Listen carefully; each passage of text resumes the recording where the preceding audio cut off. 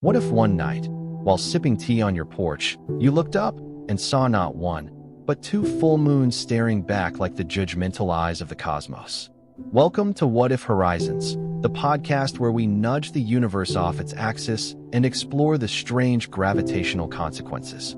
Let's begin with the absurd, the poetic, and the mathematically terrifying. Earth has two moons now. One is the familiar old face we've grown to love, our steady lunar partner who lights up midnight poetry and inspires werewolves and bad decisions. But now, suddenly, she has company. Let's call the second moon Luna 2, because scientists have zero imagination, and because Chunky Moon was deemed inappropriate for academic papers. At first, people assumed it was a hallucination, perhaps a strange celestial reflection, a global optical illusion sponsored by Elon Musk. But no, Luna 2 is real, hanging slightly higher in the sky, orbiting at a polite distance, gleaming with just enough smugness to make you feel like the Earth is suddenly in a cosmic love triangle. Now, let's be clear, adding another moon isn't like adopting a second cat. It's more like suddenly discovering your bathtub is now connected to two showerheads, one of which occasionally dumps flaming asteroids.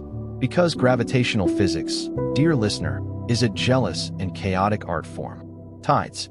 Oh, you thought moon-related tides were chaotic before? Double moons mean double tidal tantrums. Coastal cities?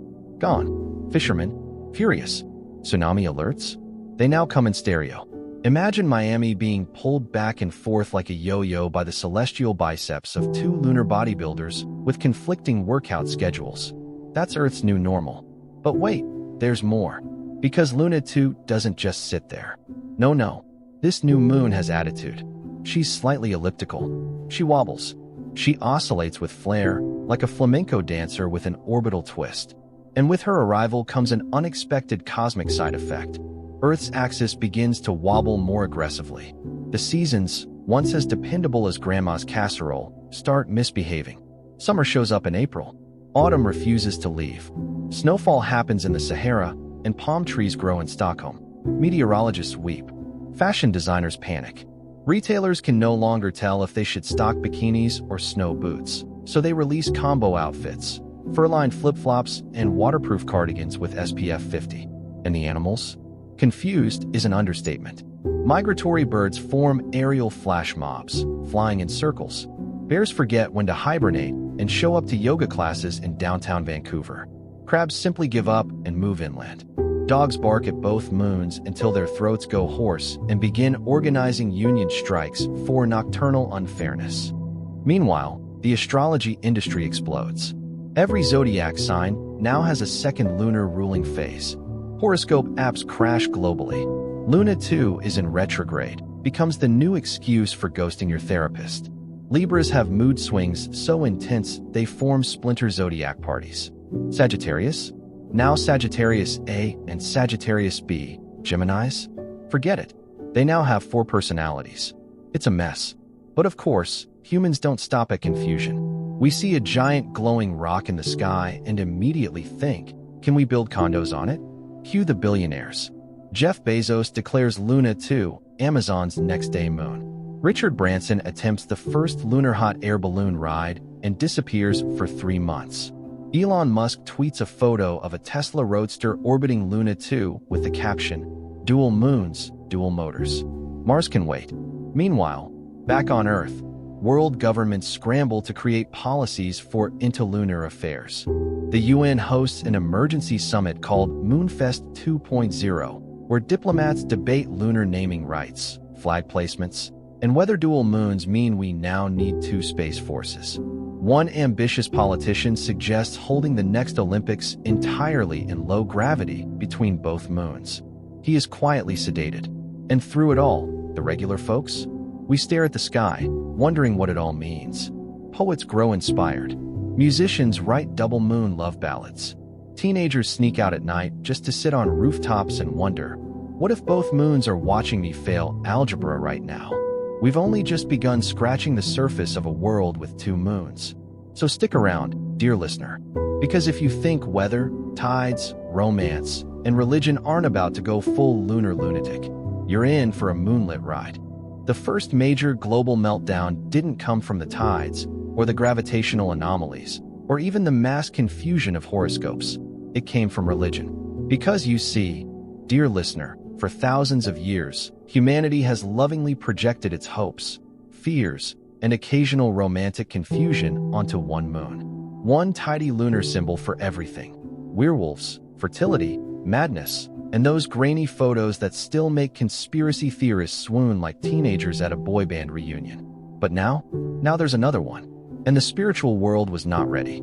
Pilgrimages turned chaotic as temples were torn between facing the OG moon, now begrudgingly called Old Luna, and the newer, shinier, younger model, Luna 2, whom some began worshipping as the moon of second chances. People who'd made terrible decisions under the full moon's influence, drunk texts, midnight tattoos, rekindling with exes, began blaming those mistakes on the wrong moon. That wasn't me under Luna Prime. That was second moon energy, bro. New sects sprang up overnight. Dualinarians, who worshipped both moons equally, wore symmetrical robes and preached balance between chaos and serenity. Monolinites, fiercely loyal to Old Luna, started online campaigns like #OnlyOneTrueMoon. Meanwhile, radical moon splitters claimed each moon represented the duality of the universe and offered therapy services via moonbeam meditation. It was the first time in history a moonrise caused a theological fistfight in Times Square. And let's talk about nightlife. Because apparently, double moons equal double insomnia. With two full moons occasionally beaming down at once, the sky turned bright enough at night to make solar panels rethink their career paths. Night became blight. Cities never slept, not because of the hustle, but because the moonlight was now bright enough to sear retinas through blackout curtains. Moths lost their minds, crashing into everything from street lamps to existentialism. Coyotes began holding nocturnal TED Talks on rooftop gardens. Meanwhile, people lay in bed, wired and confused, wondering if they were evolving into a nocturnal species or just really bad at circadian rhythm. Then came the moon parties. Festivals celebrating the twin moons became all the rage. Instagram exploded with hashtags like #Moontastic, #DoubleOrbitEnergy, and the now infamous #LunacyLounge, a rave held on a glacier in Iceland where 12,000 influencers danced to techno under the full dual moons while unknowingly summoning a localized gravitational wave that knocked over 6 satellites and a very confused penguin. The highlight of the evening was a hologram of both moons kissing, projected onto a mountain, which immediately became the subject of both a viral meme and an intergovernmental space ethics debate. Science, of course, tried to play the adult in the room. Astronomers scrambled to calculate how Luna 2 even got here. Some suggested it was a rogue captured object. Others blamed it on quantum gravitational entanglement. A few lonely theorists, half drunk on espresso and existential dread, proposed that Earth had always had a second moon, and we'd just been too self-absorbed to notice. This theory became particularly popular among philosophy students and stoners, who insisted that Luna 2 represented humanity's collective shadow self, our unacknowledged mirror. One student's thesis titled The Forgotten Moon Within, a socio-cultural analysis of cosmic narcissism, became a TikTok lecture series with over 2 million views and 0 scientific merit. Meanwhile, farmers struggled. Crops started blooming out of season. Some plants flowered only during specific moon alignments. Tomatoes became emotionally volatile. Wheat grew in spiral patterns that resembled ancient crop circles, leading conspiracy theorists to conclude that Luna 2 wasn't natural at all, but a disguised alien base shaped like a moon. NASA was forced to hold a press conference where they assured the public, no aliens are living on the second moon. Please stop sending drones. Of course, the conspiracy theorists didn't believe it. They claimed NASA was just jealous they didn't discover the second moon first. Governments, in an effort to regain control, started assigning jurisdictions. The United States claimed Old Luna under historical rights. We were here first. While China declared sovereignty over Luna 2 based on lunar mineral mapping. India tried to broker a lunar peace treaty but gave up after the first meeting when their delegation walked into a room where both moons were represented as sentient cartoon mascots named Moony and Luna shaking hands over a globe. Meanwhile, Russia quietly launched a secret probe to place a disco ball on Luna 2 to assert aesthetic dominance. All of this was just the beginning. 2 moons didn't just change our sky. They split our worldviews, twisted our traditions, and made the cosmos feel less like a vast mystery and more like a dysfunctional roommate situation. And yet, despite all the chaos, humanity found itself mesmerized. Because when the 2 moons crossed paths in the night sky, 2 glowing orbs brushing by each other like strangers in a celestial subway, everything stopped. People fell silent. Even the noise of Earth, the honks, the sirens, the screaming raccoons, hushed. For just a moment, the world looked up and remembered that not all change is destruction. Sometimes it's wonder, even if it comes with gravitational mood swings. The first generation born under the double moonlight was affectionately dubbed the Lunalings, because humans can't resist branding things, even celestial side effects. These babies were perfectly healthy. In fact, they seemed too healthy. Doctors noted they had slightly higher melatonin regulation, more consistent sleep cycles, and unusually intense eye contact. One newborn stared down an entire pediatric team during a checkup, never blinking. The doctor reportedly whispered, "He knows," and promptly took early retirement. But it wasn't just eerie eye contact. These children, conceived, born, and raised under the influence of 2 moons, began to show peculiar traits. Minor at first, they cried less, slept deeply during full moons, laughed during solar eclipses. Some even hummed in perfect pitch to lunar gravitational frequencies. In daycare, they arranged blocks in spiral formations matching Luna 2's orbital path. One toddler refused to eat unless placed facing northeast during moonrise. People panicked, then posted it on TikTok. Hashtag moonbabies blew up. Parents weren't alarmed. They were proud. Who wouldn't be when your kid starts drawing Mandelbrot sets in crayon and builds a lunar calendar out of Cheerios? Some believe these children were evolving, early indicators of Homo lunaris, a new subspecies destined to live in harmony with dual lunar rhythms. Others believed it was just pandemic parenting burnout and really good Wi-Fi. Meanwhile, schools tried adapting. Traditional curriculums were tossed aside in favor of moon-aligned learning models. One charter school installed lunar phase tracking pods that dictated lesson plans based on tidal influences. "We don't do math on waxing gibbous days," one principal explained. "That's emotional intelligence time. Algebra's for waning moons only." Of course, private schools got involved. In Silicon Valley, elite academies began offering dual lunar emotional intelligence programs for children aged 3 and up. Tuition? $30,000 a semester. The brochure promised a curriculum that reflects the gravitational duality of modern consciousness. Critics called it nonsense. Parents called it necessary for Yale. Outside the world of infants and influencers, the oceans continued throwing tantrums. Tide patterns no longer followed a predictable schedule. Twice a month, the moons would align just right to create the so-called celestial slosh, a global wave resonance that left harbors drained one moment and flooded the next. Fishermen began worshipping algorithms. Surfers either disappeared or achieved spiritual enlightenment, depending on who you ask. Cruise ships rebranded themselves as gravitational adventure tours, offering complimentary seasickness bags and moonstone necklaces. And then came the weather events. Dual lunar gravitation began tugging on more than just water. Atmospheric pressure dipped and peaked like a caffeinated roller coaster. Rainstorms grew moodier, with precipitation patterns resembling Morse code. One region in Brazil experienced 17 micromonsoons in a single week.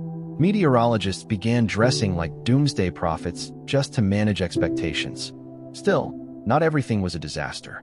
Artists flourished. With 2 moons illuminating the night, painters gained more night hours to work. Poets rediscovered melancholy. Indie songwriters tripled production, with every third track titled Under the Second Moon or Luna 2, My Love. A French sculptor famously carved a marble staircase designed to visually align the 2 moons every 28 days. When the sculpture completed its alignment, people stood at the top and reportedly heard music from the sky. Scientists later explained this as wind. Philosophers disagreed. And then the first eclipse happened.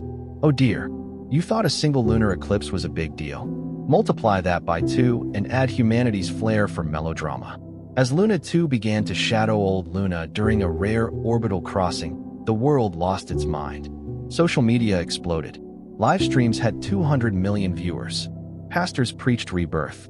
Stock markets fluctuated so wildly that a single banana briefly cost $700 before stabilizing at $1.25, and a free quote from Nietzsche. The double eclipse lasted 4 minutes. But in those 4 minutes, something strange occurred. Global electromagnetic sensors picked up a ripple, not a solar flare, not static, a rhythm, a beat, a low, thudding pulse that emanated not from the Earth, nor the Sun, but from the moons themselves. Scientists scrambled, astrologers passed out, and teenagers turned it into a remix. Dubbed the Luna Pulse, it became the most pirated sound wave in history. Played at parties, sampled in documentaries, embedded in meditation apps. But no one could explain it. Some claimed it was a signal. Others insisted it was just the natural hum of a planetary ballet we never knew we were part of. Either way, the Earth had changed. And deep beneath the surface, tectonic plates shivered, not from stress, but perhaps from anticipation. At first, it was just little things. A tremor here, a strange rumble there, a few cracked sidewalks in cities that hadn't seen seismic activity since flip phones were still cool. But as Luna I and Luna 2 continued their complex celestial tango, the tectonic plates started to sway like they'd joined a lunar nightclub. Geologists, usually the quiet kids at the science lunch table, suddenly became rock stars. They were invited to late-night talk shows, trending on social media with hashtags like #PlateTalk and #GrindCoreEarth. Their warnings were simple, grave, and oddly specific. The continents are wobbling. Let that sink in. Not just shaking, not just quaking, wobbling. Imagine, if you will, a dinner plate that's been sitting perfectly flat for thousands of years suddenly getting nudged by invisible fingers. That was the Earth's crust. And the fingers? Luna I and Luna 2, like two passive-aggressive siblings fighting over who gets to control the tides this week. In California, a new fault line casually introduced itself by cracking through a yoga studio mid-session, forcing the instructor to improvise a move called downward displacement. Iceland's geothermal fields started belching steam in patterns that vaguely resembled Morse code, which conspiracy theorists insisted was a distress signal from the Earth's core. But the most shocking shift occurred in the Pacific, where scientists discovered a subtle but accelerating drift of the Australian plate. Australia, always independent, began slowly sliding northeast. Not enough to make headlines at first, but enough for surfers in Byron Bay to notice the shoreline looked different. A week later, Google Maps quietly adjusted the continent's coordinates by 1.3 centimeters, and nobody noticed, except a group of very confused kangaroos. Meanwhile, Hawaii was vibing. The dual moons, in some bizarre cosmic coincidence, harmonized gravitationally around the islands. Instead of chaos, Hawaii entered a sort of lunar equilibrium. The tide stabilized. The weather mellowed. Volcanoes purred gently like content cats. Tourism exploded. People flocked to Hawaii calling it the Eye of the Moonstorm, even though no one knew what that meant. Luxury resorts offered double moon chakra realignment treatments, which mostly involved lying on a lava rock while someone waved crystals and whispered things like, "Align your tectonic self." But elsewhere, Earth's crust was disagreeing with itself. India's plate got unusually jittery. South America tilted just enough that someone in Chile spilled coffee 3 mornings in a row and blamed the lunar lean. In Germany, entire villages had to realign their plumbing after small, but persistent shifts caused water to flow backwards through showerheads. One mayor called it a plumbing apocalypse. Plumbers unionized. Showerheads developed attitudes. In response, the United Nations hastily convened a global task force, the Lunar Geostability Alliance, or LUGA. Their mission? Prevent the continents from slow dancing into one another. LUGA's first action was to launch a satellite named Earthbounce 1, designed to measure and counteract crustal drift by firing precisely timed bursts of gravitational interference. It malfunctioned after 2 days and accidentally made a fjord in Norway pulse like a heartbeat. Norwegians, naturally, remained calm. Meanwhile, engineers proposed a more radical idea. Why not build massive orbital stabilizers attached to the moons themselves? This sparked the ambitious Moon Anchor project, an attempt to tether the gravitational pull of Luna 2 using long-range space harpoons and theoretical physics. Phase 1 math. Phase 2 denial. Phase 3, an actual harpoon launched from the International Space Station, which missed the moon entirely and hit a weather balloon in Kansas. No injuries, lots of lawsuits, and all the while, the moons continued their waltz, oblivious to the chaos below. But not everyone saw it as chaos. Some believed the shifting continents were Earth's way of healing, realigning, resetting. Spiritual leaders began preaching that the wobble age was a planetary awakening, that the planet was trying to shake off centuries of imbalance caused by humans. They said the Earth was stretching, yawning, preparing to become something new. Others, mostly politicians and billionaires, just wanted to know if they could move their mansions to wherever gravity was the sexiest. Then came the discovery that changed everything. A seismology team in Japan, monitoring the deepest parts of the Earth's crust, picked up rhythmic patterns of subterranean movement. Not random, not tectonic stress, but purposeful, measured, intentional. In other words, the Earth wasn't just wobbling. It was dancing. Somewhere, beneath layers of magma and centuries of bad decisions, the planet had started swaying in rhythm with its 2 new moons. And suddenly, a terrifying idea emerged. What if the Earth wasn't just reacting? What if it was joining in? It started subtly, as most great planetary psychological events do. At first, people blamed it on stress. Maybe it was the economy, or diet, or that episode of the news that felt like a migraine wrapped in fire. But deep down, neurologists began whispering, in cautiously footnoted papers and very polite academic conferences. The human brain was shifting, specifically synchronizing. Hospitals across Europe reported odd EEG patterns, brainwaves that rose and fell in rhythmic pulses matching lunar phases. Not just the original moon, no. Luna 2 had its own signature, slightly faster, more erratic, like a jazz drummer on espresso. And when the 2 moons crossed the sky together, human brains began harmonizing with them. Not just passively, but eagerly, like 2 lovers finally tuning into the same playlist. The phenomenon was dubbed bilateral lunar entrainment, which sounds very scientific until you realize it essentially meant people's brains were dancing to moonlight. Sleep cycles were the first thing to go weird. Some folks began waking up at exactly the moment Luna 2 rose, no matter where they were in the world. Others reported lucid dreams where both moons appeared, blinking in unison like giant eyes watching over a cosmic reality show. Some dreamed of floating between them. Others swore they could hear whispers in their sleep, a soft voice repeating, "Align, align, align." Naturally, sleep researchers panicked, then monetized it. Entire industries sprang up overnight. Binaural moon-sync headphones, lunar brainwave enhancers, even a $399 moonlight circadian wand that looked suspiciously like a flashlight but promised to tune your pineal gland to celestial harmony. Influencers claimed it helped them manifest crypto gains. Scientists wept, but it wasn't just sleep. Creativity surged. Artists reported sudden inspiration at moonrise. Painters compulsively drew dual orbs. Dancers moved in spirals that mimicked orbital dynamics. Writers typed furiously, convinced they were channeling gravitational muse energy. Some of it was genius. Some of it was absolute nonsense. Most of it sold very well on Etsy. And then came the shared thoughts. No, not telepathy. Don't get excited. It was weirder than that. People across different continents began reporting identical ideas at the same time. A woman in Morocco and a teenager in Canada both composed the same short story about 2 moons playing chess with stars. A cook in Brazil and a DJ in Poland independently invented the same lunar-themed banana pancake recipe. When interviewed, both just shrugged and said, "It felt right." This collective pattern caught the attention of neurosociologists, who theorized a rising global noospheric resonance. Basically, humanity's consciousness was syncing like a giant, sweaty brain Wi-Fi system pinging off lunar routers. Now, if that sounds insane, that's because it is.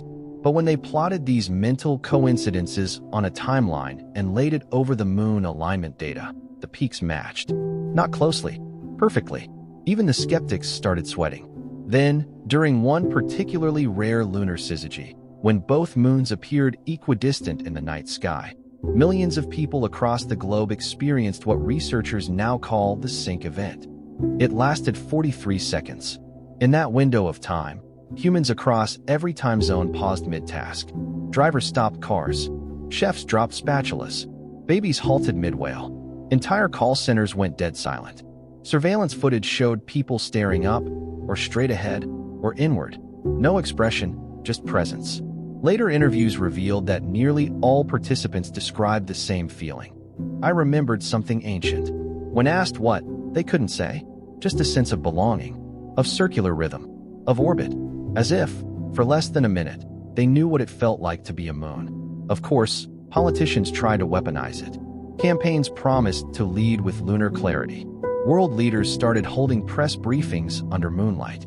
One senator demanded a Department of Psychic Defense in case Luna 2 was, in fact, telepathic alien spyware.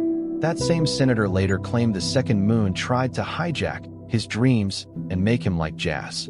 Therapists were overrun. Clients described feelings of duality, being pulled in two directions. Not metaphorically, literally. Some felt they had two inner selves, one for each moon. Couples began blaming Luna 2 for breakups. It's not me, it's my phase, for Luna's self. Tinder updated profiles to include lunar preference, old moon/new moon/open, to orbital polyamory. And in the midst of it all, the world began adjusting. Cultural calendars shifted to accommodate dual lunar cycles.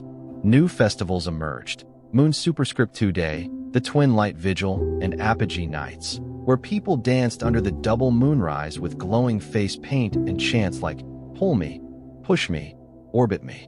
It was beautiful. It was terrifying. It was normal now. Because when two moons hover in your sky long enough, you stop asking, why? And start asking, what happens when they align again? Because next time, it might not just be thoughts syncing. It might be us. When the first clocks began ticking out of sync, nobody noticed. Your phone was 3 seconds behind your microwave. Your smartwatch told you to breathe 5 minutes after your panic attack. Satellite feeds started arriving with microlags, so the weather report always described the moment just before it happened. At first, it seemed like a glitch. Then it spread. Globally, this wasn't your usual daylight-saving shenanigans. This was temporal drift. Atomic clocks, the pride of precision, the holy grail of now, began disagreeing with each other. And not by milliseconds, by full seconds, then dozens. Then, horrifyingly, some even began looping.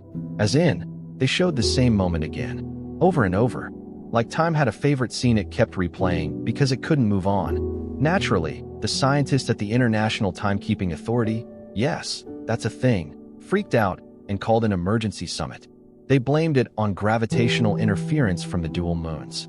Apparently, having two massive celestial bodies tugging at Earth's space-time fabric was like inviting two drunk uncles to DJ your wedding. Everything gets distorted, and someone's definitely going to knock over the cake. Worse still, GPS systems failed. Planes circled longer. Ships went adrift. Rideshare apps delivered passengers to approximate addresses. One man in Boston called an Uber to the airport and arrived at a medieval-themed wedding in Montana. He stayed, married the maid of honor. Said it was fate via lunar drift. But temporal anomalies didn't stop with clocks. People began losing time. Not sleep-deprived, existential crisis style, where did my day go? No, actual blank spots. A teacher in Tokyo blacked out mid-lecture and woke up in her kitchen 3 hours later, surrounded by empty teacups and a perfectly baked pie she didn't remember making. A teenager in Kenya recorded herself doing homework only to discover the footage showed her staring at the wall in complete silence, blinking once every 5 minutes like a screensaver. And then there were the loopers. These poor souls didn't just lose time. They repeated it. Not metaphorically, literally. One woman in Argentina was caught in a 3-minute conversation she had 7 times before her roommate noticed. He initially assumed she was pranking him. Then he panicked. Then he tried filming it, only for his phone's battery to loop too. Hospitals called it episodic temporal stasis. Reddit called it moon glitching. Twitter made it a meme. But deep in research labs, physicists began whispering the most cursed phrase since quantum foam. Time is fraying. Now before you toss your watch into a bonfire and declare allegiance to the moons, let's talk about machines. Because if there's one thing modern life depends on, it's synchronization. And when time slips, everything digital panics. AI assistants began misbehaving. Siri forgot birthdays. Alexa started answering questions before you asked them. One smart fridge in Sweden began predicting grocery lists 3 weeks in advance, with disturbing accuracy. The owner reportedly screamed when it recommended pregnancy vitamins before she'd even taken a test. Financial markets spiraled. Trading bots, which rely on nanosecond timing, began executing orders based on future predictions they hadn't seen yet. Some algorithms began investing in companies that didn't exist. One made $18 million in 4 hours trading a synthetic cryptocurrency backed by moon-themed NFTs, before spontaneously deleting itself, leaving behind a single message: the phase is coming. Nobody knows what it meant. And then came the pause. On a seemingly random Tuesday, at exactly 2:02 Universal Time Coordinated, the world held its breath, because for 4.7 seconds, everything stopped. Not just clocks, not just phones, but everything. Birds froze in midair. Flames halted mid-flicker. The ocean held a breath so vast that whales hung in suspended disbelief. A drummer in Berlin's nightclub found himself staring at his still-raised stick, unable to bring it down. It was as if the universe exhaled and forgot to inhale. Then, just like that, time resumed, as if nothing had happened. Except everyone remembered. They didn't remember what they saw, only that they'd seen something. Something huge. Something circular. Something made of light and orbit and intent. It was the moment humanity realized the moons aren't just moons anymore. They were regulators. Or worse, conductors. And Earth? Just one instrument in their growing orchestra. Of course, religious movements exploded. One group, the Chrono Children, believed time was sacred and must now be worshipped. They built temples with no clocks, chanting to maintain temporal consistency by hand. Another, the Lunar Continuum, began synchronizing their daily activities to moonrise, refusing to eat, sleep, or speak unless given orbital permission. The tech world tried fighting back. Engineers attempted to reboot time using quantum servers cooled to absolute zero and infused with cesium core dampeners. Their Project RE Time, had initial success until their lab clocks began ticking backwards, and one intern reportedly aged 3 years in 1 hour. He now lives in the Himalayas, speaks only in riddles, and refuses to wear watches. And through it all, Earth's rotation slowed. Just a little. Not enough to knock over your coffee, but enough that sunset came seconds later. Enough that the stars shifted, minutely, imperceptibly, on star maps that had been stable for millennia. Astronomers, looking up at the twin moons, began to realize something chilling. Earth wasn't just affected by the moons. It was responding to them, like a dancer being led, or a planet preparing for something orchestrated, something lunar. Gravity is supposed to be loyal. It's the cosmic golden retriever of physics, faithful, predictable, comforting in its clinginess. You throw an apple, it comes down. You jump, you fall. No surprises, no drama. Until now. Because ever since Luna 2 arrived, gravity started acting like it was questioning the relationship. It began with anomalies so minor, they could be dismissed as flukes. An elevator in Shanghai rose too fast. A bottle of water in Peru floated a moment longer before tipping over.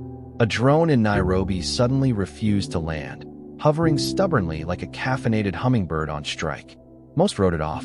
Glitches, air pressure, software bugs. But then the patterns emerged. In regions where Luna I and Luna 2 aligned overhead, especially during apogee-syzygy overlaps, gravity lightened.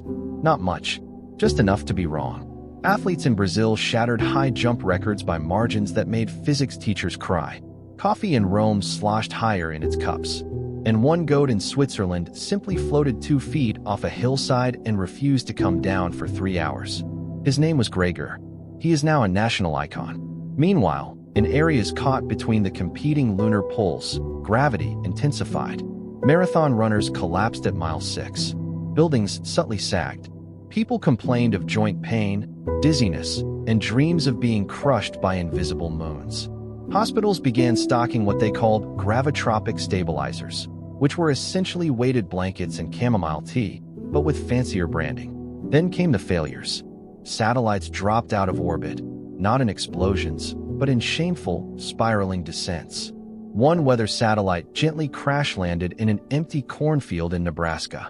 The only thing it transmitted during descent was a cryptic message. Trajectory impossible. Laws rewritten. Reboot denied.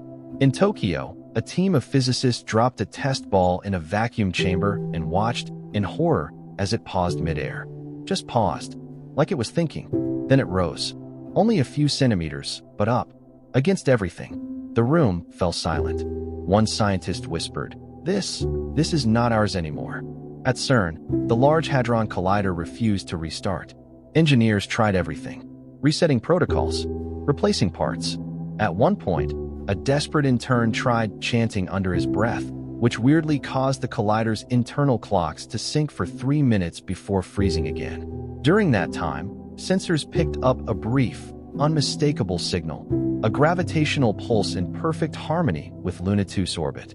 It was becoming clear, the moons weren't just causing gravitational shifts, they were coordinating them. Which is when reality started folding. No, not in a sci-fi space bins-like paper way. In a far more embarrassing and human way, architecture began failing.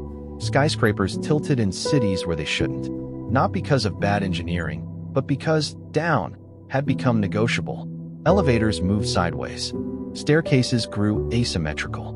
Some buildings simply sighed and cracked open at their seams, like they too were tired of pretending the laws of physics made sense anymore. Worse, in certain high-moon gravity zones, space itself started producing echoes. Not sound, visuals.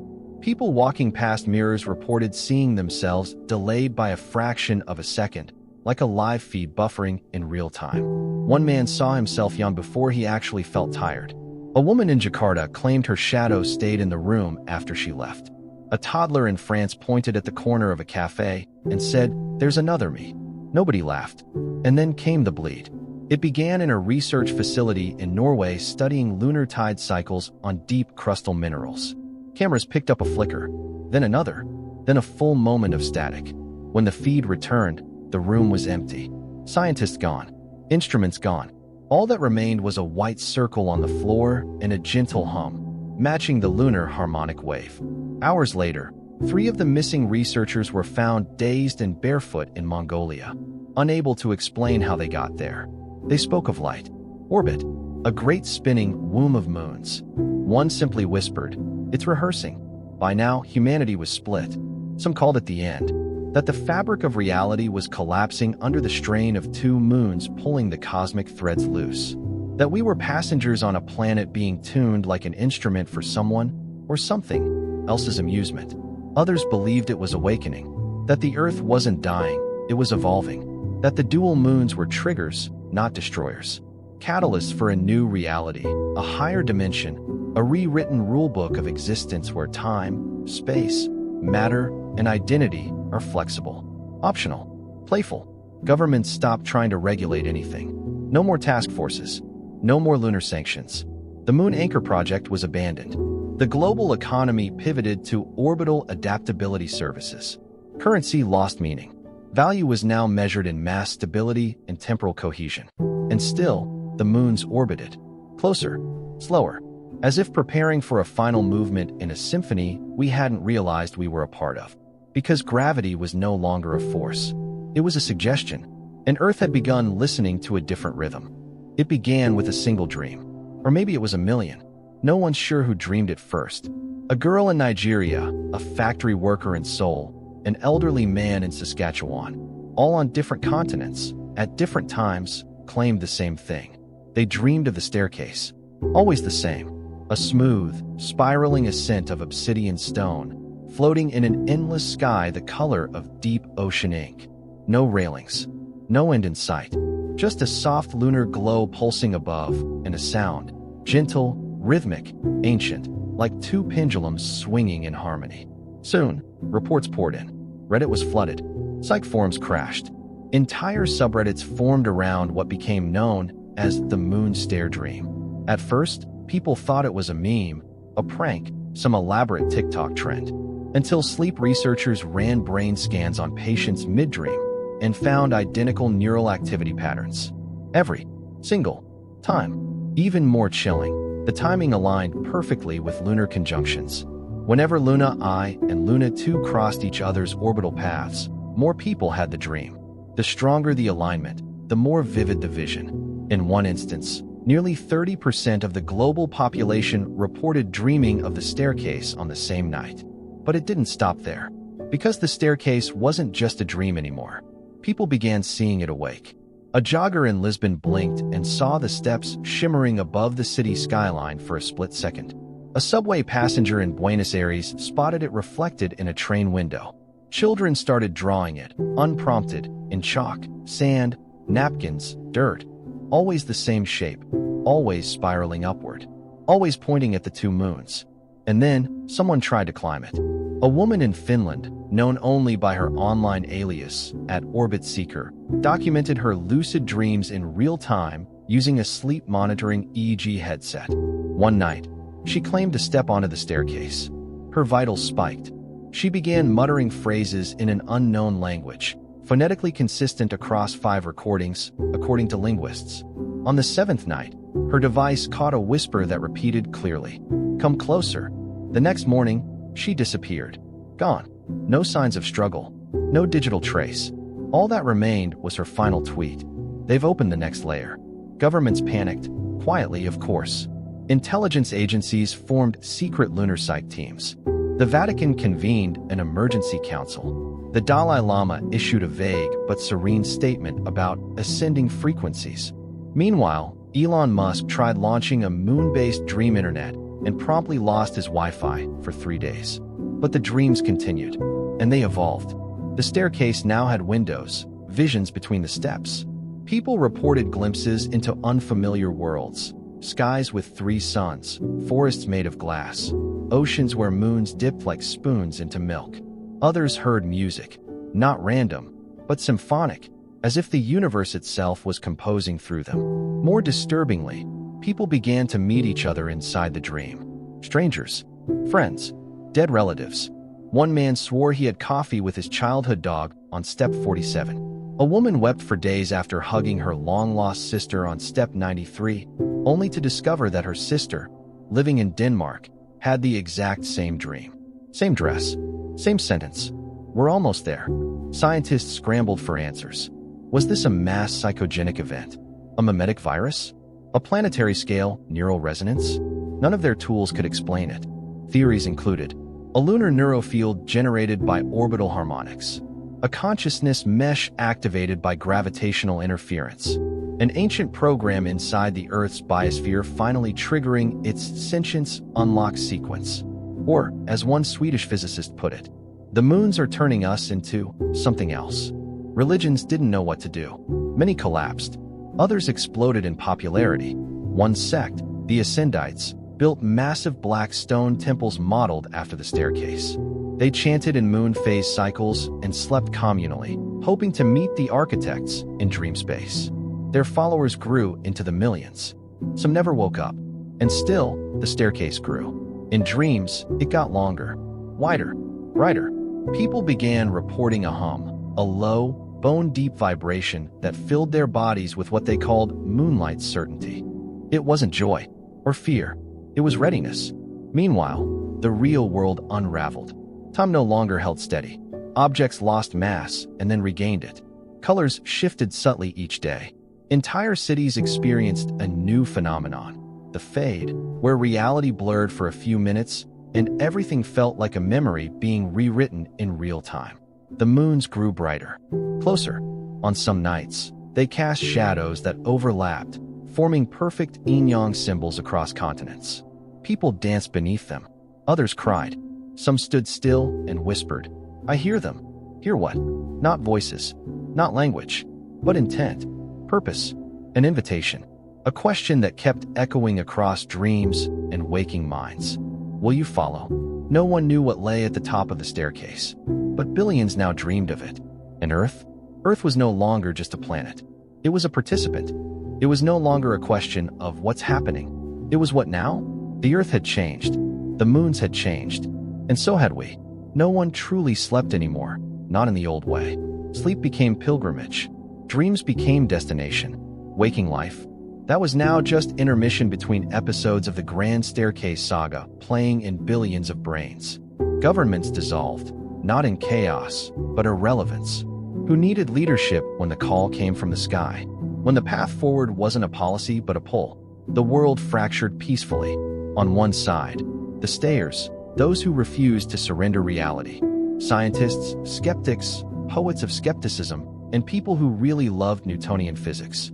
They dug in, fortified what was left of classical logic, and tried anchoring the world to the ground, even as the ground itself sometimes pulsed. They wore lead boots. They synchronized clocks by hand. They planted flags in the name of reason and hoped no staircase would rise beneath their feet. On the other, the climbers. Not cultists, not madmen, just people who said yes. They meditated. They fasted. They dreamed collectively in sleep chambers, rooms lined with soft silver mirrors and audio pulses tuned to Luna 2's vibration. They spoke softly, smiled often, and kept journals written in spirals. Many claimed to feel lighter. Some literally floated an inch off the floor during conjunction nights. They weren't afraid. In fact, they were euphoric, because the staircase was no longer confined to dreams. One appeared in Chile, suspended in midair. Black stone, glowing edges. Unclimbable, but visible. For hours, it hovered in silent defiance of gravity, humming. Then it vanished. Another appeared in Tibet, then in Cairo, then above a wheat field in Kansas. Always the same, 112 steps, each emitting low vibrations that made teeth buzz and hearts skip. No one reached the top. No one dared. Until they did. Her name was Luma. Whether that was her real name or the one she chose post-dream is unclear. She was 22, quiet, and moon-called since childhood. On the night of the dual lunar zenith, when both moons crossed directly above the equator, she stood before the staircase in Kyoto and ascended. Live. Billions watched. She glowed. That's not metaphor. Light emerged from her palms, her hair, her breath. Her footprints left trails. Each step she took sang. Instruments worldwide began playing in harmony. Flutes, violins, traffic horns, wind chimes, even subway brakes, all in perfect pitch to her ascent. At step 112, she paused, looked up, and vanished.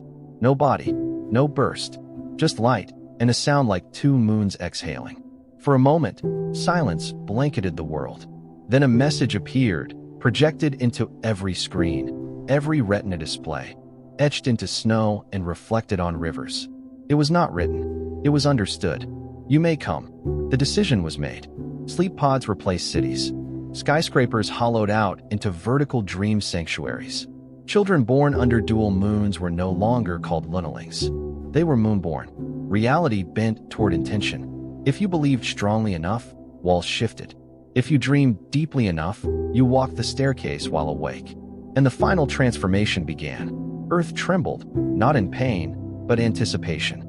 The two moons, synchronized perfectly now, entered convergent orbit, circling each other, tighter, closer, brighter, until they looked like twin eyes watching over a child's final bedtime story. The sky rippled. People saw their own reflections shimmering above the clouds, not mirrors, but possibilities. Alternate selves, future forms, a vision of what we could become if we stepped fully into the dance. One last message whispered, not in language, but in feeling. There is more. And billions of feet moved forward. To the staircase, to the dream, to whatever came after human. They called it the ascension, not in the religious sense. No wings, no robes, no judgment day, just departure from a species, a structure, a story too small to hold what we had become. It began on the day of confluence. Both moons, now fully locked in orbital duet, cast a perfect vertical beam of silver across the Earth's surface. It moved like a celestial scanner, passing over oceans, forests, ruins of cities, and finally, humanity. And as it passed, people simply stepped through. Not evaporated, not raptured, just reformatted. You didn't disappear. You rewrote. Their bodies shimmered, like skin becoming thought. DNA translated into light. Memory woven into particles. A billion dreams folded into a single waveform, rising, climbing, past the staircase, into whatever realm lay behind those twin moon eyes that had watched, waited, listened. Earth didn't mourn. It sighed, long and slow, as if exhaling the weight of millennia. The forest quieted. The tide smoothed. Even tectonic plates settled into a final resting breath. The planet had done its job. It had birthed something that could outgrow it. It had hosted, it had held, and now it could rest. A few stayed. Caretakers, perhaps, or doubters, or simply those who loved sunsets more than stars. They walked the silent cities, kept the libraries clean, whispered to the wind. Some claimed they still dreamed the staircase, but now only from afar.